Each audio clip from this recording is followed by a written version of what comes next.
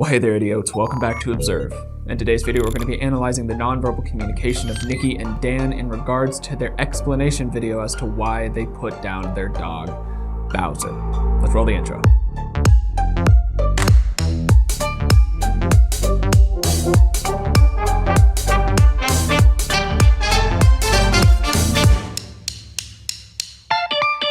So for those of you who don't know the situation, there are some influencers who have a dog named Bowser. He is a bull terrier, which is known as a high-maintenance, high-performance dog.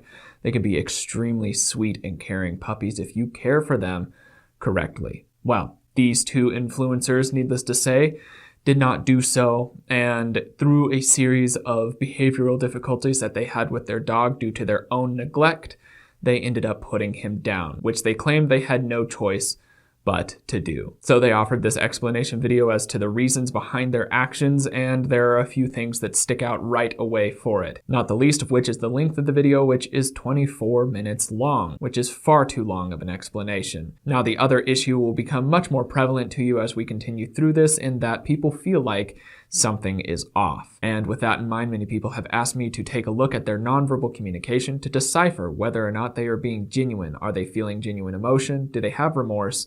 And are they pulling the wool over anybody's eyes during this?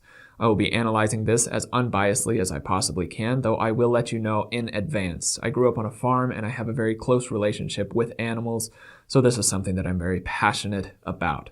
So I'm aware of my biases and I'm going to try my best to counteract those during the read, and I will give you my opinions separate from the science of nonverbal communication. Speaking on that science, nonverbal communication is on average 70 to 80% accurate, with some leeway on either side. You can push it up to 100%, but you can also drop it down to worse than a guess. So I hope to be able to hit in that upper side of things. Along with that, due to the nature of these analyses, they are meant for education and entertainment purposes only. They should never be used in any legal or professional setting. That's enough backstory, and that's enough of the disclaimers. Let's go ahead and begin in this very long analysis, which, by the way, I doubt I will make it all the way through because it's very repetitive and needlessly long with a lot of needless details. Let's go.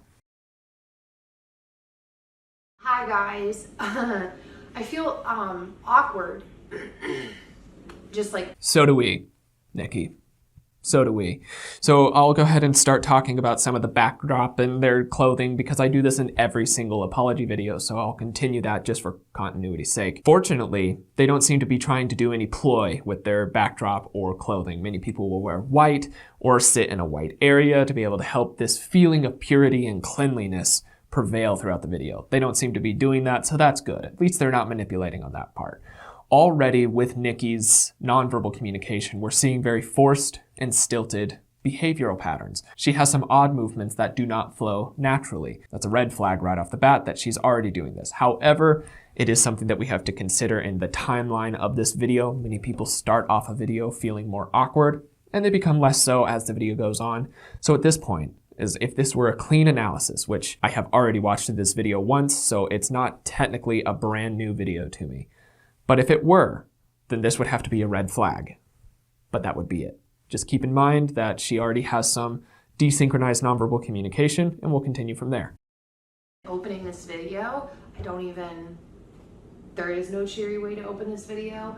And so we're here today to share with you what's been going on in our life. So she's continuing her weird, stilted, desynchronized behavioral patterning, and what this is an early indicator of a bad actress. She's trying to add an emotion. It's not clear as to what emotion quite yet, but she's trying to add an emotion to what she's saying. She's not doing so well, ergo the disjointed and very stilted movements that she's having. So this is not a great start to an explanation video because it's showing us that there are elements that are fake. But speaking on his side of things, he is regularly biting his upper lip, it seems to be. But as far as the rest of his face, it's fairly neutral, but on a positive side. He doesn't seem to be sad or upset or even concerned. It almost looks as if he's just waiting at the DMV to get his driver's license. That's also not the expression that you would hope to see on somebody's face who is explaining why they killed their dog, but Right now, it's still too early on in the video to be able to hang anything on that. Let's continue on. Now, you already know, I mean, by the title, well, no, you don't know by the title, but you know if you follow us on Instagram. And so I'm just going to jump to the point, and then we're going to back up and tell you the story. Something that they're both doing quite intentionally is sitting very small in the frame. You could see them kind of sitting like this, and their arms are tucked in and their shoulders are lightly hunched. And this is to show that they are humble or that they are being vulnerable with you. It's this childlike nature that they're trying to display to be able to help you feel sympathetic towards them. It's a manipulation tactic. He's sitting that way. She regularly tries to fall back into that. So she's more overtly manipulating you that way. He just seems to be resting in that state. Regardless, we've made note of the framing that they have, how much space their bodies are taking up. And right now it's quite small, and it's intentionally so. Let's keep watching. Explain. So over the weekend, going into the weekend on Friday, we had to put Bowser to sleep. Man, it's so up. So she's still having a lot of trouble figuring out what she's trying to force on her face. Right now it's very blank and she's still very jolted. Over here, I want to make note that as soon as she says something about putting Bowser to sleep, he goes and scratches his nose area here, right there in the corner. And that could be seen as a blocking gesture, a mouth blocking gesture, or a distancing gesture, and that to where you're bringing something between you and who or what is perceiving you. It could be considered that. There's also the chance that it's just itchy and he needs to scratch his nose. Regardless, we've made note of that, so let's keep track of it. If it pops up again and we see a pattern, then we can understand that it has meaning. Right now, it's too early on to say. Awkward saying the words. I feel like I don't even know how to quite say it. And, you know, Dan is with me because Bowser was... This is odd, nonverbal communication as well, because Dan is with me, which is obvious to everybody who's watching. Perhaps maybe if somebody can't see the screen, then maybe that's good to be able to have. But then she also puts her arm behind his back as if to be like, hey, I'm here with you, or I'm supporting you. And this can be seen as a dominant gesture. Whoever puts their arm around the other is seen as the dominant one, unless there are circumstances that can allow for other opportunities in that area. But in normal situations, the person who puts the arm around is the person who's taking care of, or is consoling, or something along those lines. Regardless, it's the dominant or upper personality type. This pops up again for her later on in this video. We'll talk about it more later. I mean, he was our dog, but he was Dan's dog. And this was not a decision we came to lightly, you know, when Dan and I were first talking. So when she says lightly, there's a very obvious tonal spike in her nonverbal communication. Her pitch goes up, her volume goes up, and the strain on her vocal cords also increases. And that is a big red flag for me. My question is, why would you say lightly like that? Why would you emphasize it so heavily? It's almost as if they might be compensating there. Perhaps it was more lightly considered than what they're saying. It's too early on in the analysis to be able to say, but it is a red flag, and it's something that I need to keep track of as the video continues, because it might be readdressed or more information might come out that gives a reason for that spike. Regardless, there is a spike. About this and just how this was all going to unfold and just having conversations around it. One of the things that we said, or I said, was I was like, people aren't going to get it. Like, people are going to be upset. And Dan's response was, oh, that was a bird. Dan's response was, nobody's going to be as upset as I'm upset, or as upset as I am. Okay, so not speaking of the whole upset thing, which who cares? But you can notice that she hears a bird. You can hear it as well on the audio.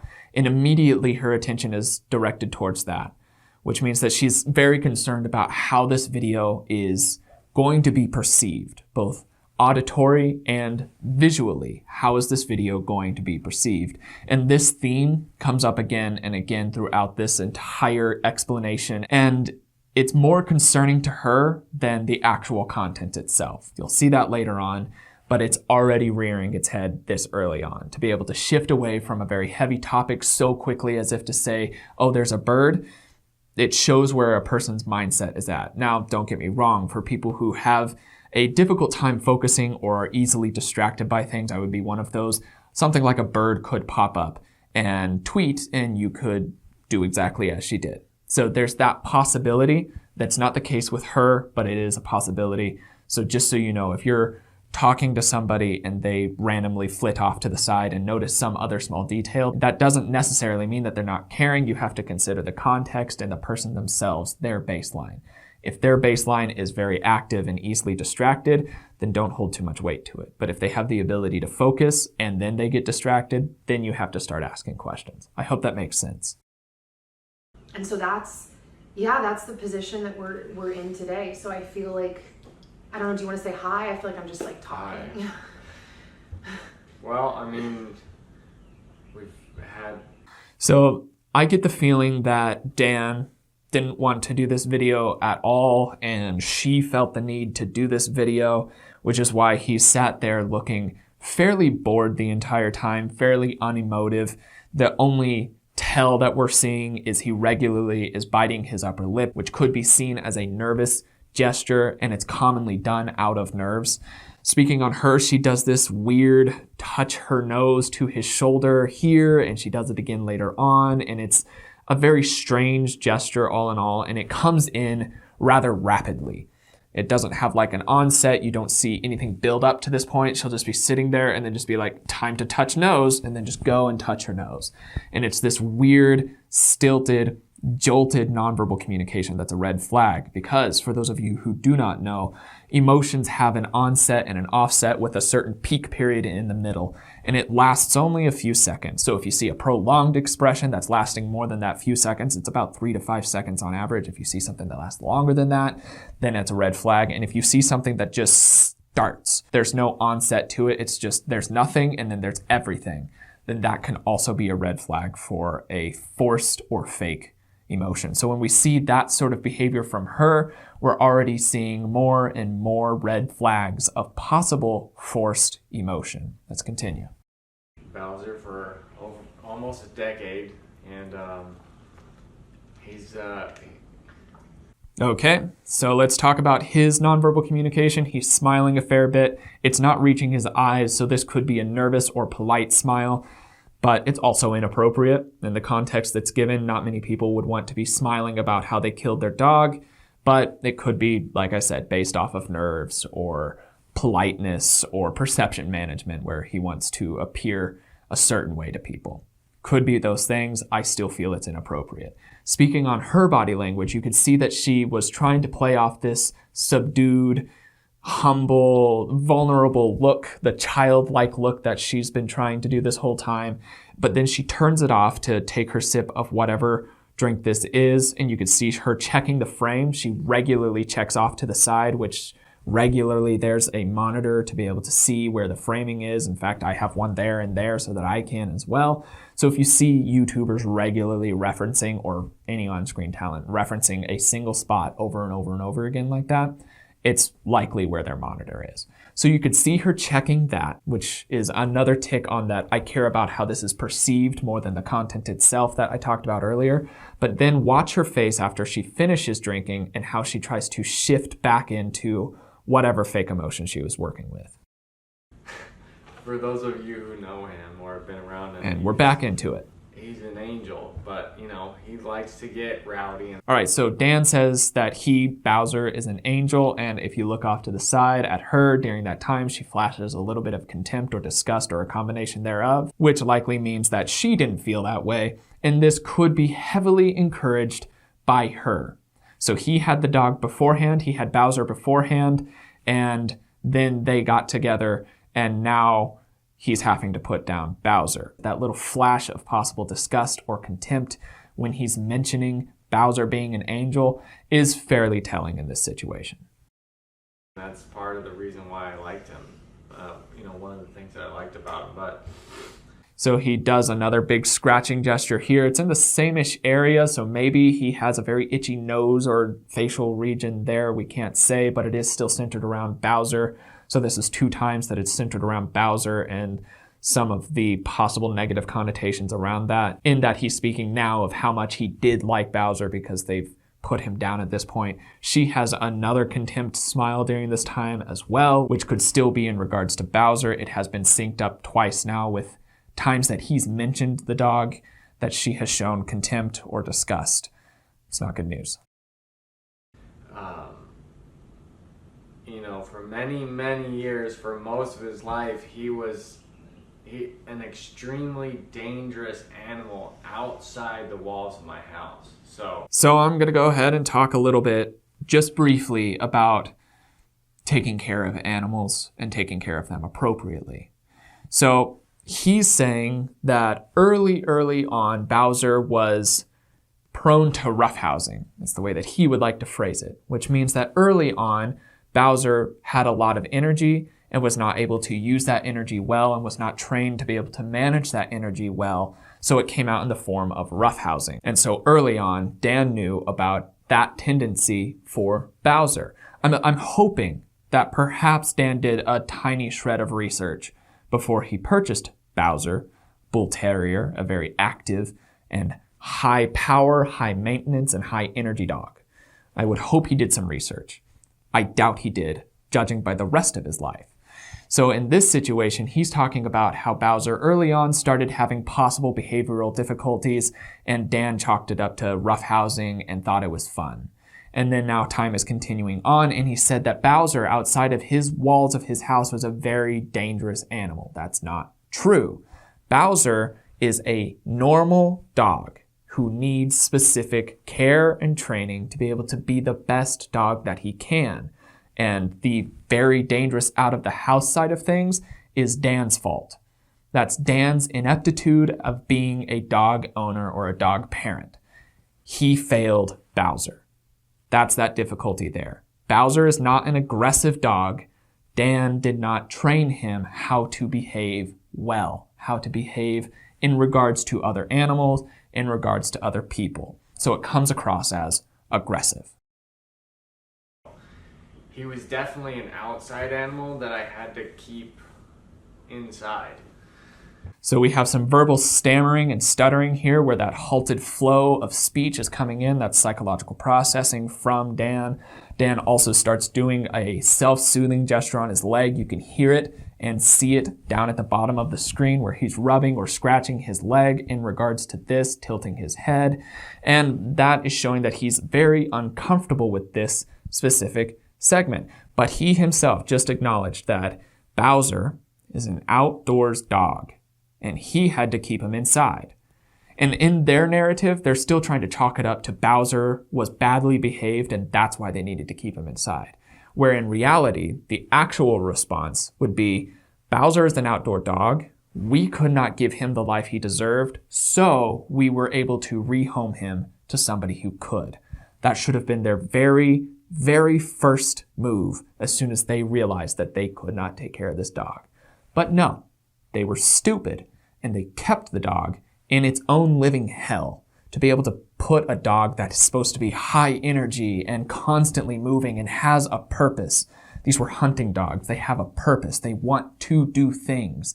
And you have to be able to allow them to do those things for them to be happy. They took all of that away from Bowser and kept him inside. So he couldn't release that energy, and they refused to train him well. So now he has too much energy that's built up, and he hasn't been taught or shown how to behave well around other animals, so it's coming out in aggression. This is all and exclusively poor dog parenting on their part. Nothing to do with Bowser. It's very frustrating.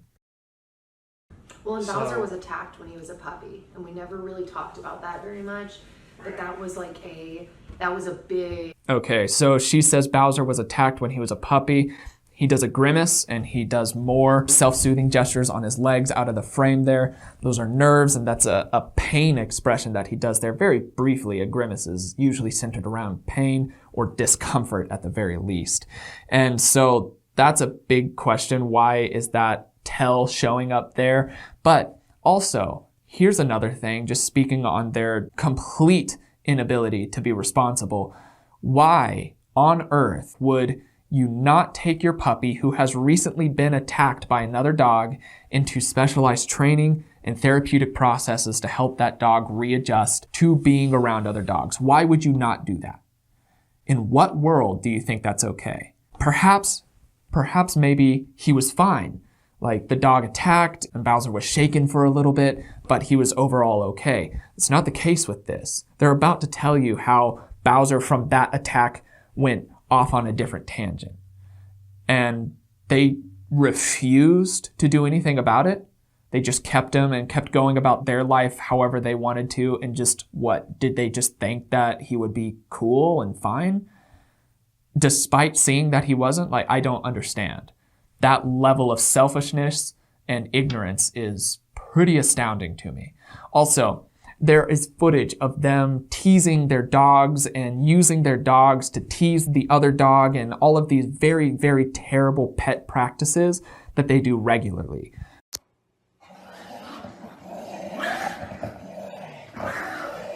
Oh my God.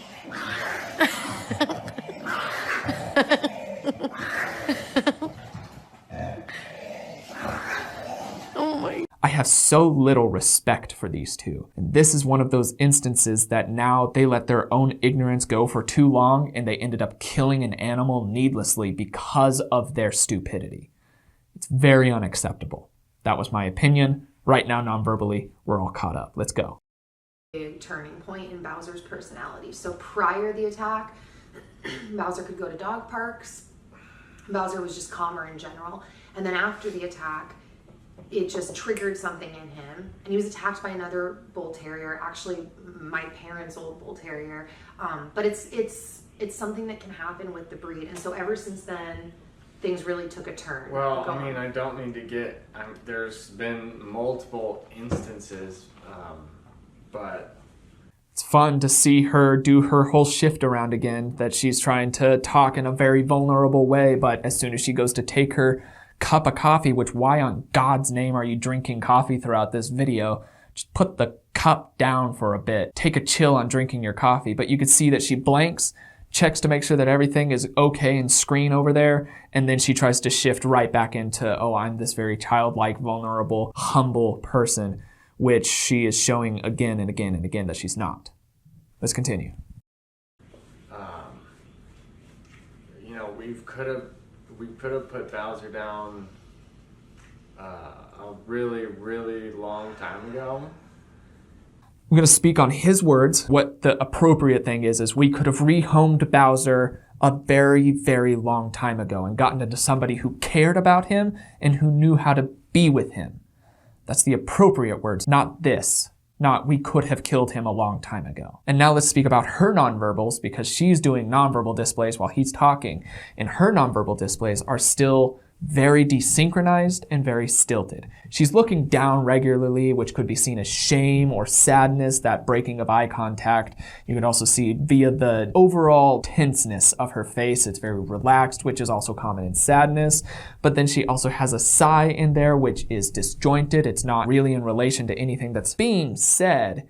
It's supposed to be in relation to what he's saying, but it is disjointed from that, so that's why it sounds forced and it comes across as fake, because it's not genuine. If she had genuinely felt the emotion that would invoke a sigh of exasperation or grief or disappointment or any of those emotions, they would have happened as he's saying it, because she feels the emotion he's speaking of, and it happens and flows very naturally and synchronized. Instead, she has a forced sigh, forced sadness or disappointment or what have you in that emotional group, while he's speaking of something that is absolutely fundamentally wrong. Fascinating. And several times, and I've just been putting the day off. Because you don't want to make that decision. That's the thing. Yes, when you love an animal, you don't want to make. I don't frankly care what they wanted in this. And we've already established that she's faking all of the emotional displays that she's giving us so far. And still, they put off putting him down. It should never have been a consideration for them. As soon as something went badly, very early on, like early on puppy stages, as soon as he saw roughhousing, should have been training, and if that didn't work, should have been rehomed.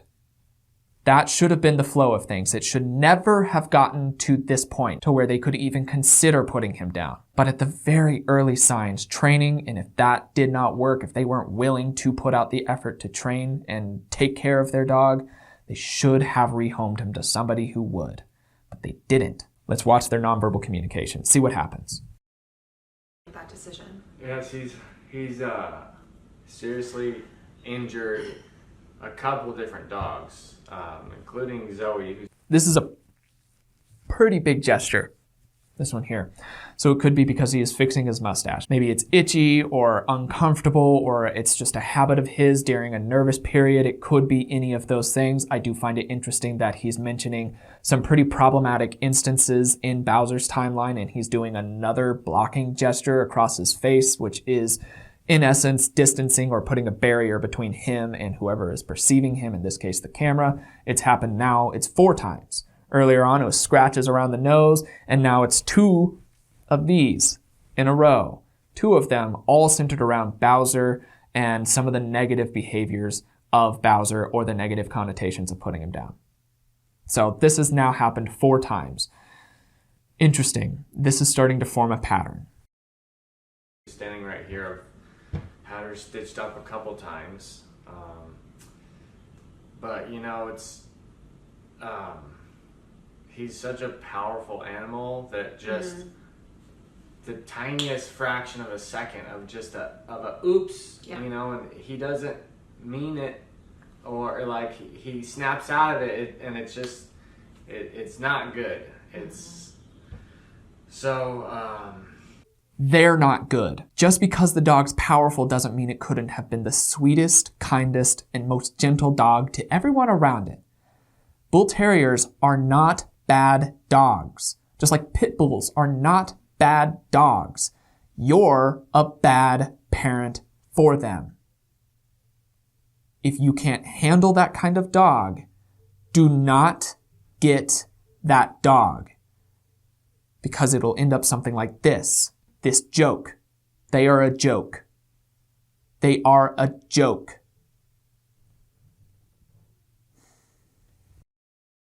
it just got to a point to where, you know, I had a son and it didn't work out for them. Do you not want to share the specifics of that? Once Logan got to the point of being able to... Do you not want to share the specifics of that, which is her trying to take control of the narrative of this? This is another instance of her possibly trying to control this entire situation. And then it does a hard cut, which I'm sure they're discussing it. And then as it comes out, it goes the direction that she wanted it to go. And she does this weird kiss on the shoulder thing that doesn't fit in with anything, as if she's trying to show that she's reassuring him, but it comes across as strange. And now she's disconnected again immediately from whatever fake emotion she was showing. She's disconnected to drink her coffee, which she won't put down, and go and reference to see how the video looks, more or less to see how they look on camera, because that's her concern. She wants to make sure that everybody's perceiving them the way that she wants them to be perceived. And it's so frustrating. None of this was about their terrible actions to Bowser. This is all just about them trying to figure out how to save some of their own bacon, more or less. Because this was stupidity on their part. And chances are, they knew that they were going to get backlash for that, so they tried to manipulate people into not getting backlash. What? Crawl around and run around by himself. Oh, and she's back in her sad state now that she's done sipping her latte. I'm so empathetic for that. So just so you know, many people are able to see a person and empathize if it's a genuine emotion. Not all people, but many people can. There are definitely exceptions to every rule. But people who watched this didn't feel sympathetic or empathetic. They didn't feel any of that emotional reciprocation that you would expect to feel in a genuine explanation or in instances that have genuine emotion. The reason for that is because it's not. It is very fake. The emotional displays that they are giving are extremely fake. They are based out of manipulation rather than genuine emotional displays. That's why you don't feel their sadness. You don't feel any pain because it's not existent for them. all of their displays so far have been to try to get you to feel bad for them rather than you naturally feeling bad for them. It's manipulation. You know, he's really grabby too. He grabbed onto Bowser's ear, and Bowser didn't do anything. You know, he's that calm. Sounds like you also need to be able to build in some boundaries for your children. I do not have kids, so I'm not going to speak any more on child raising on any level. I do have 3 dogs, and I have had a very long list of various pets while I was on the farm. And boundaries are important for all animals. All animals have boundaries, the same that people have boundaries. You have to figure out how to instill those boundaries and respect them for those animals, or you will get lash outs. That's not bad behavior on the animal's part. That's bad behavior on the person or other animal that's infringing on that animal's boundaries. Now, there is training that can be done specifically, say, with dogs to be able to help them be better at managing boundaries. Doesn't sound like anything was being considered in regards to boundaries during this. It kind of seems as if there are no boundaries set, almost as if they are inept dog parents. What a total shock. Gentle giant that lives in my house, but you know, Logan got him so good that if you know what an MMA fighter looks like, or a wrestler, they have that cauliflower ear, just balloons up. That's what happened to Bowser's ear. That's a very severe breach of that dog's boundary, and they are extremely fortunate that he did not do anything back. That is terrible boundary management by them. Oh my goodness. To have that sort of torque on a puppy's ear, on any animal's ear, think of it on your own ear. If something randomly that you did not expect just reached out and yanked on your ear so hard that it caused cauliflower ear, which is caused by extreme duress on that ear, your immediate response would be to push it away or hit it away or do anything to get it away. That's your response. As a human being who's supposed to have a very complex mind, I question it in their case. I question that complexity. They are so fortunate that that dog didn't lash out naturally. That is incredible. This is just another instance of them being absolutely unprepared and unqualified for what situation they're in. I just can't handle this. You might have gotten a couple glimpses of it in a couple videos, but it fully ballooned up, and it took about a month for it to go back down, but now it's scarred a little bit. And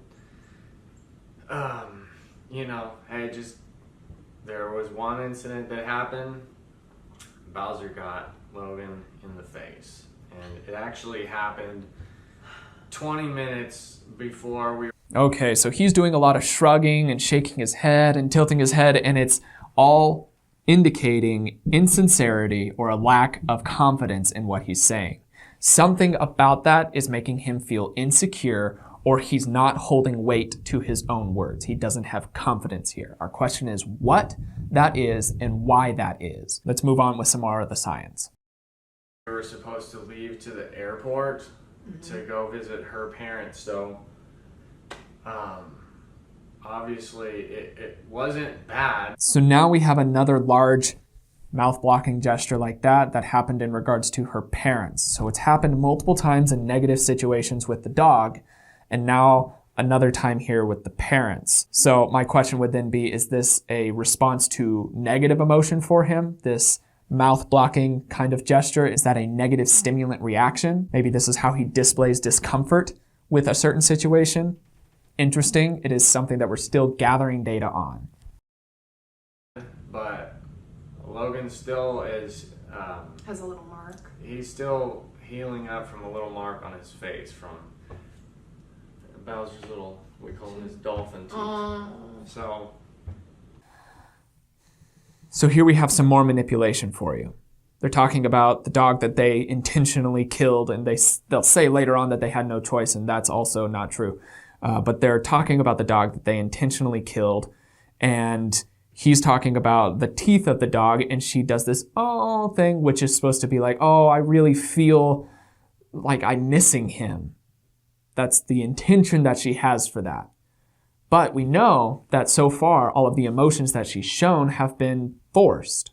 So if she's forcing the negative emotions, then when this comes in, it comes across as even more manipulative because we know from prior evidence that she's not feeling that emotion. So she continues throughout this video to pile and pile and pile fake emotion onto this situation, and it comes across as so overtly manipulative to her audience and to the internet and to whoever else that they brought into this scenario that it's disgusting. It's genuinely disgusting. Let's keep watching. And it happened in a way that, like, I mean, it almost doesn't matter because the end result was the same. But in the spirit of telling the story, it wasn't like Bowser attacked Logan. Just like you said, it was like... I need you to make note of that. She says it wasn't like Bowser attacked Logan. And it's a very intentional wording, very intentional sidestep that she did where she wanted to get this communicated. It wasn't in flow with anything, so it's very intentional. She intentionally went out of her way to say this. This is possible perception management. She wants you to know that she thinks that it wasn't an attack. Later on, she contradicts that. Defensive. Yeah, Logan tried to take food from him. Oh, sorry, I had to close the window. Yeah, it happened in... They had to close the window, and of course she also had to grab her coffee again, because God forbid she went for a few minutes without drinking her coffee. Why did they leave this in here? Why did they leave that entire deal in there? What was the point of that? That's my question for most of this, but why? Anyway, let's continue. A moment where Logan stole food from him and, really got in the mix. Like that lady said, you're always waiting for the worst thing to happen, and eventually it's like, is it going to get to a point to where someone else has to put him down, or I'm forced to do it because of something that horrible happened? So that puts into perspective. They did not have to put Bowser down. They could have rehomed him. They should have rehomed him. They did not have to kill him. They chose to kill him. That detail alone is extremely telling. And that really puts into perspective everything else that we've seen. That in fact, everything that we're seeing as far as the regret or the disappointment and how forced everything feels is because it is indeed forced. They're acting as if they had no choice in this matter. That they had to put him down, that they were required to, and it simply was not true. Happened. Yeah, well, sorry, you look like you're about to segue into something. No, go ahead. I was going to say two things. One, I have so many thoughts around this. As you guys know, we're getting ready to move, and we haven't said where, so if you're like, where are you moving? It's because we haven't said it yet. But, we weren't. She's very concerned exclusively of what people think about her. Exclusively. That's her drive. She loves to get this attention. During this video, which should be exclusively about them talking about their failures as a dog parent, even honestly, this video should never have happened because this situation should never have come up. So this video is appropriate to their own ignorance. But she is so extremely self-centered. All that she cares is about how you perceive her and that you like her. That's all that she wants. That's not cool, to put it simple. That's disgusting. It's extremely disgusting because they killed a dog. They willingly killed a dog who had every opportunity to be a brilliant dog to anybody but their own dumbasses. And she's concerned about, oh, well, you might ask about our move because we're moving and I need to check every 5 minutes to see if I look pretty in the frame, and I'm going to force all of these really over-the-top ridiculous emotions so that you feel bad for me so that I can get more attention. Sure what was going to happen with Bowser, because every time we move with Bowser, it is hard because he's special needs, like he said. So there's a lot that goes into transporting Bowser and even picking a new home for Bowser. Like, there's a lot to consider in that. And so it was really it was weird to have him attack Logan you know, right before we're going to different places to possibly look to move. And this was not what we expected. So the way that this unfolded and what he mentioned about the comment, waiting for the next bite. So I'm going to talk about some verbal patterning here because she almost gives herself away, almost gives away their idea, their mindset in regards to this. They have talked about how they were preparing for this. They could have put him down ages ago, blah, blah, blah. And then you can tell that it was getting to a point that they were going to put him down because she says, it was weird that just before we move, which they mentioned was difficult because they're terrible dog owners, before we move that he also bites Logan. So in that phrasing, with that line of thought, the carry out from that is that everything aligned for us to put him down. That's what that was going towards. They were heading straight towards that direction. And it's almost like she caught herself knowing that that's a horrible thing to say and do. And then she tries to steer away from it real suddenly by just dropping that sentence and going elsewhere. But that's what the logical progression of that was, is that all of the circumstances culminated to this event for them. This was a relief to them. They were planning this. They've shown that through their subliminal messaging, through their words of showing their own intentions throughout this, that this was something that came as a relief to them. They finally had all the circumstances right to kill their dog. That's horrible. And to be clear, I don't know exactly what Dan's emotion is on it. He's fairly detached. He's not showing too much emotion on any level. But she's doing some very overt forced emotions, a lot of perception management, and some dominating gestures that really kind of give a dynamic to their relationship. Now, I don't know what their relationship is because I don't follow them in any way. I have no interest in following them in any way. But from this little blip that I've seen, she seems to be the one that's calling the shots here all the way around. We actually attempted to rehome Bowser because, like we said, we know that, I mean, he's our little, like, clown. He was our clown angel. Like, I don't, it's, sorry if I'm awkward. We're sorry too, Nikki. So she has some jolts in between her emotional states here. And it's another indicator for a fake forced emotion. She goes from fairly neutral to I'm playful and funny to I shouldn't be playful and funny because of the situation that I'm in, and talking a little bit about psychology and emotional responses to trauma or sadness and grief.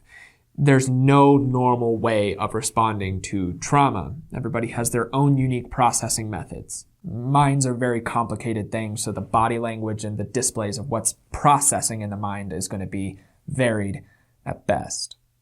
The only reason that this is an exception is because it's showing a pattern. It has shown a regular pattern that has been seen and has been studied and has been proven to show that she is not genuine.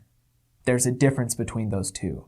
Had everything been synchronized before, had everything gone naturally and had a normal flow to things and she had behaved as she normally can and does, then that would have been one thing.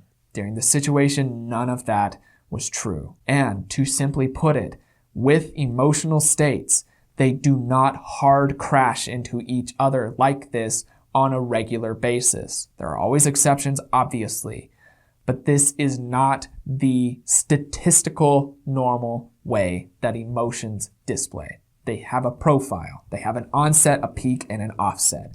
It happens every time.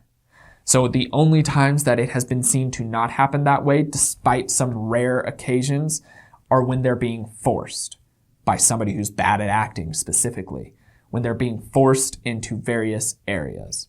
That's where we see these hard crashes, and that's what we're seeing from her, is forced, fake emotion. The only thing she cares about here is your perception of her, and she will manipulate the living daylights out of you to get you to sympathize, empathize, and like her in this. I'm done analyzing this.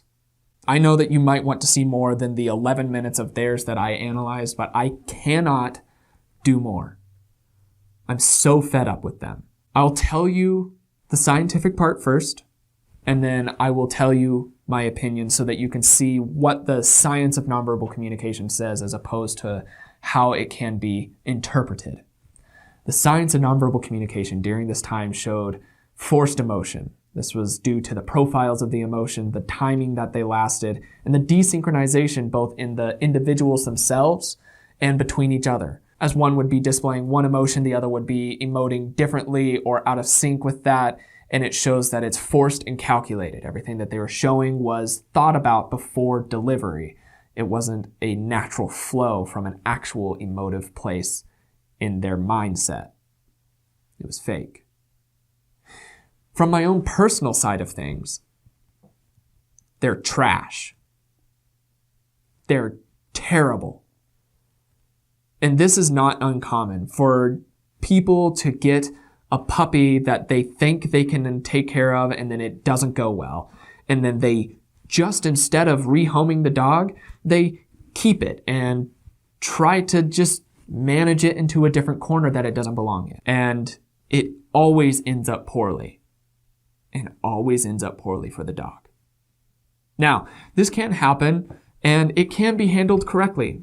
For instance, I got a dog a while ago that was a mix between a pug and a cocker spaniel, right? Very sweet puppy. We were told that she was going to be really relaxed, and all the research that we did said that she would bite on to the energy of the owners and kind of match what their energy level are. Well, me and my wife are not overly energetic people, so we were hoping the pug side and maybe that ability to adapt would kick in. She did not. She had astounding amounts of energy, extremely lovable, sweet, kind puppy that we did not have the means to take care of. So immediately, as quickly as we could, we found a good solution, and it was to let her play at my parents' farm.